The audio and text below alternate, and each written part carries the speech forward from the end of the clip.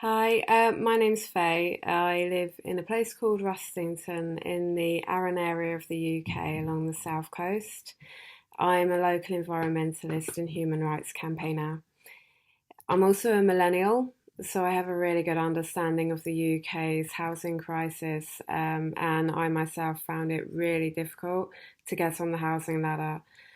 The housing crisis in the UK did exist before the 2008 credit crunch, but it got a lot worse after that. And since the beginning of the cost of living crisis, the housing situation in the UK has basically spiraled out of control, leaving many at risk of homelessness or in homelessness, and also at risk of mortgage repossession.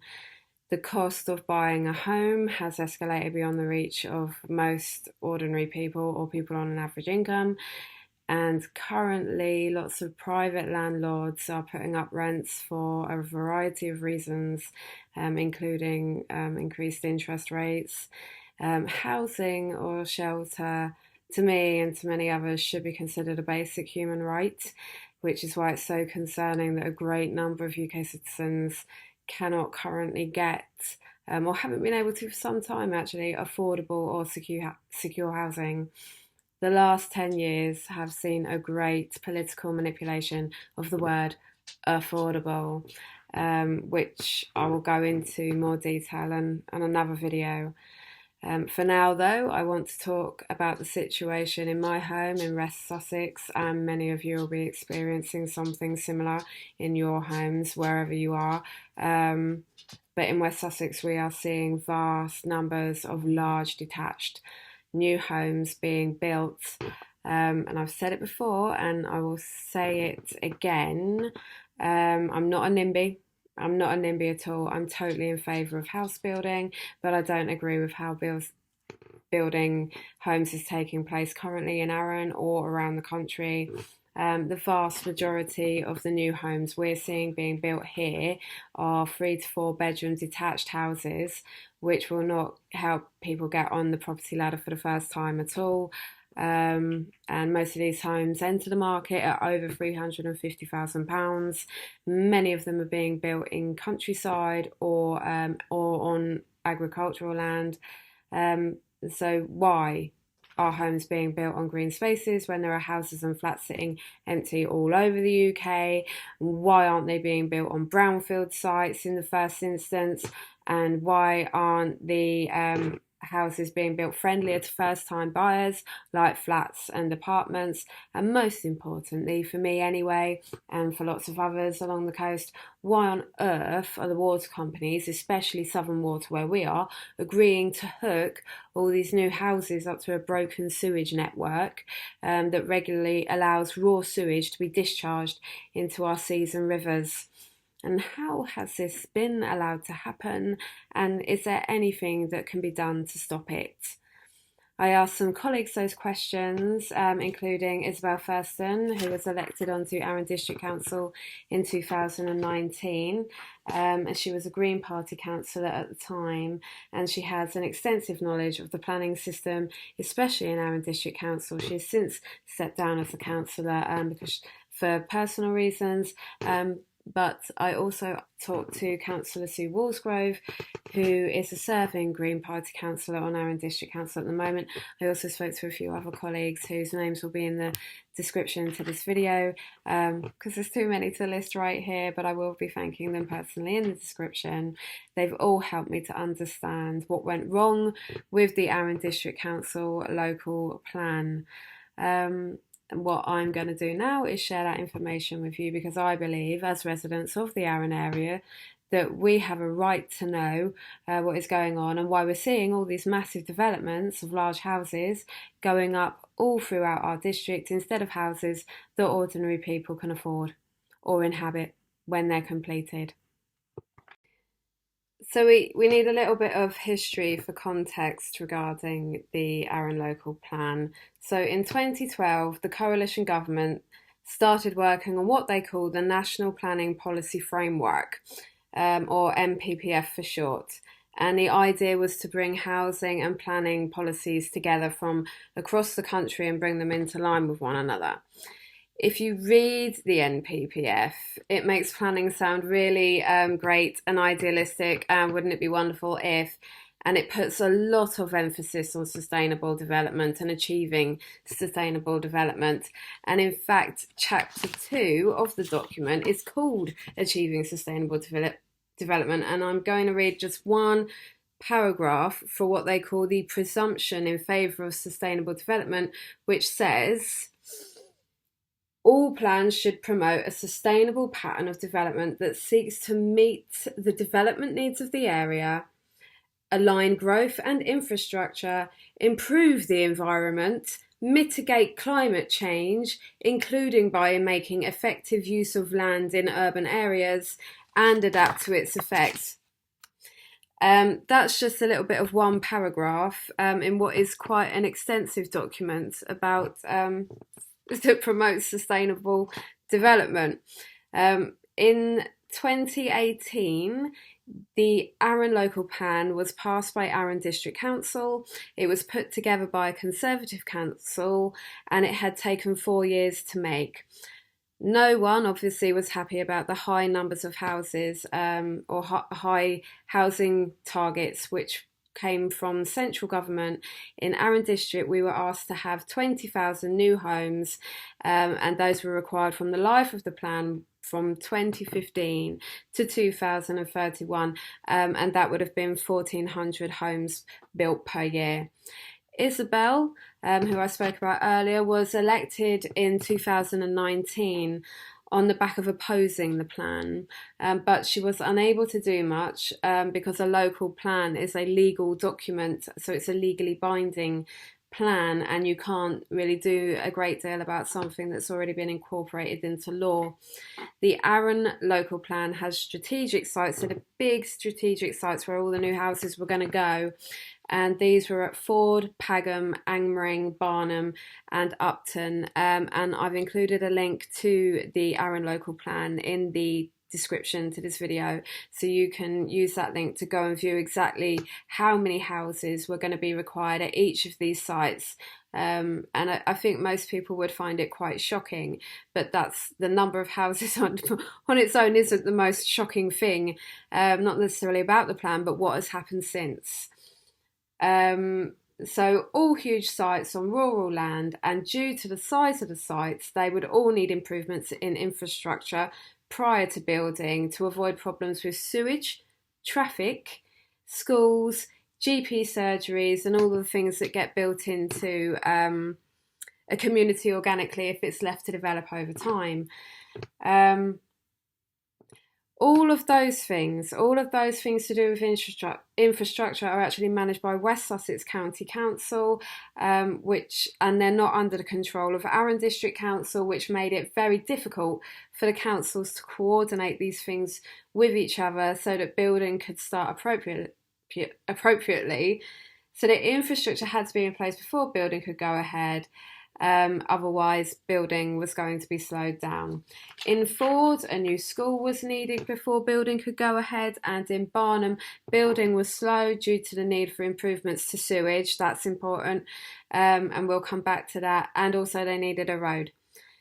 Because the Arun housing targets were not met due to the infrastructure not being ready, Arun District Council was penalised under NPPF ruling as Arun District Council was not building enough houses.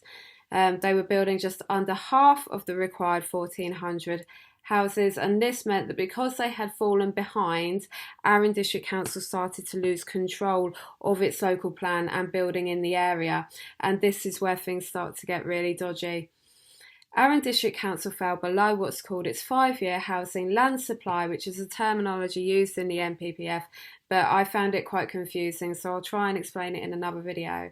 In a nutshell, it meant that the housing was not going up quickly enough to meet its 5-year housing land supply target, and was instead operating at a 2.3 years land supply target, which is well below the 5 years required by the National Planning Policy Framework.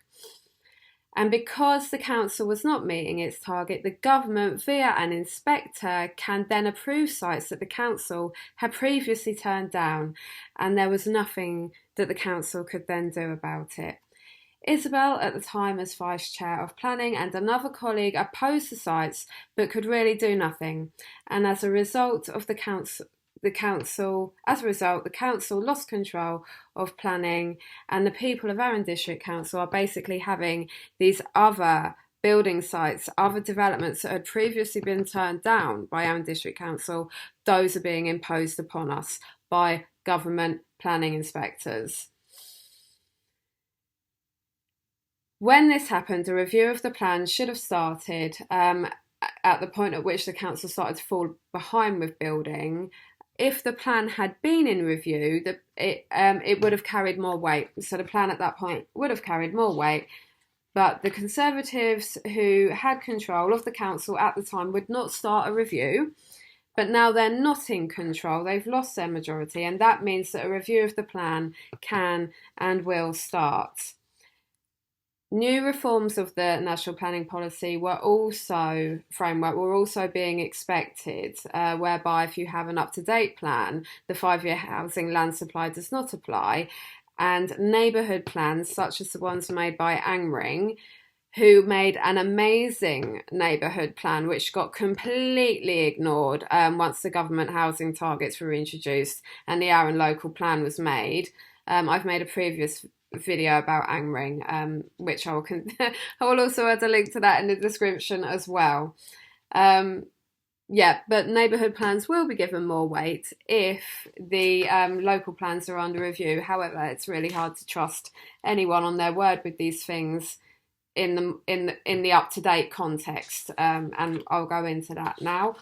So in the meantime, without the plan being under review and having lost control of planning in Arun District, we are watching massive housing developments go up all around Arun, which are not at all in line with NPPF ideology. They are all big sites, big houses, no infrastructure in place for them, and none of them affordable.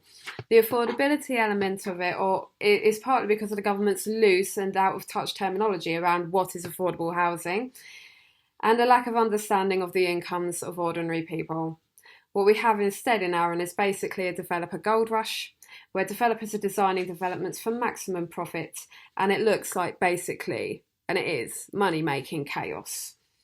Infrastructure is being held up everywhere, but the houses are still going up.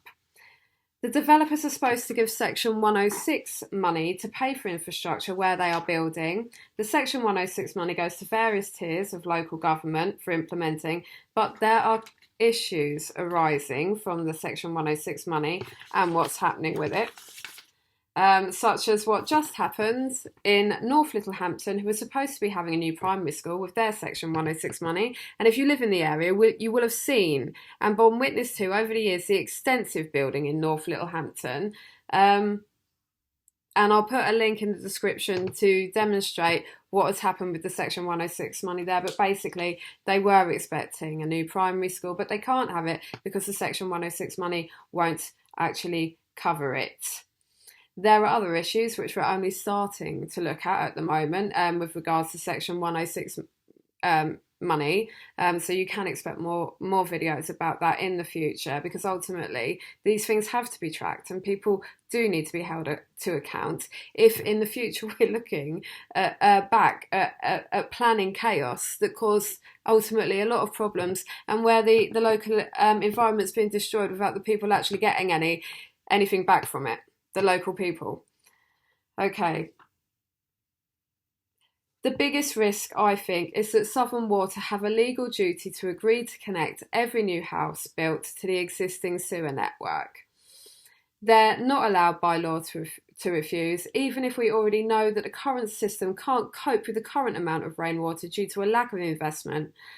We have already seen what can happen because of what happened at Yapton, where sewage from a burst sewage pipe leaked all over agricultural fields and was then moved by tanker to out to sea.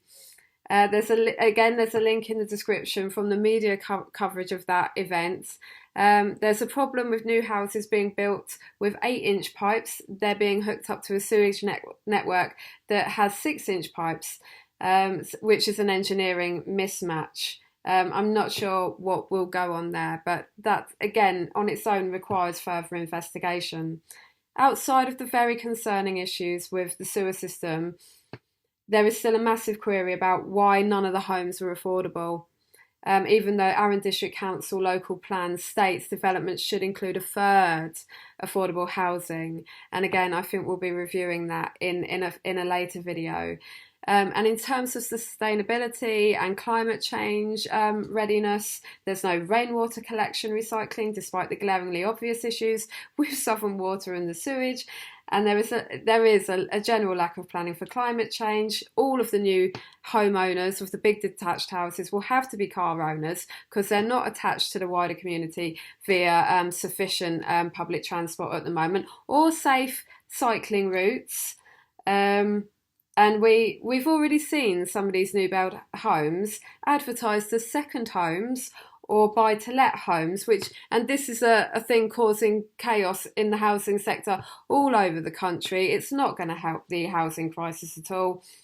These houses were supposed to help with the housing crisis, but it's basically been a lie. The NPPF has been transformed into basically a lie.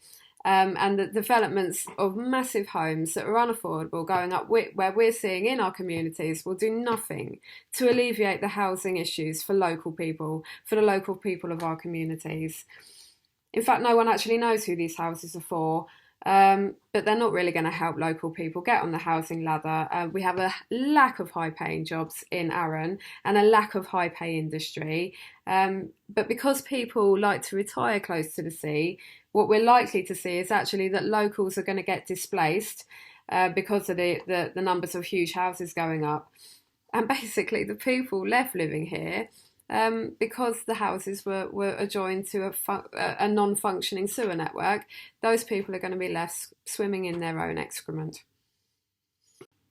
So the National Planning Policy Framework was supposed to create homes for the right people in the right places at the right price.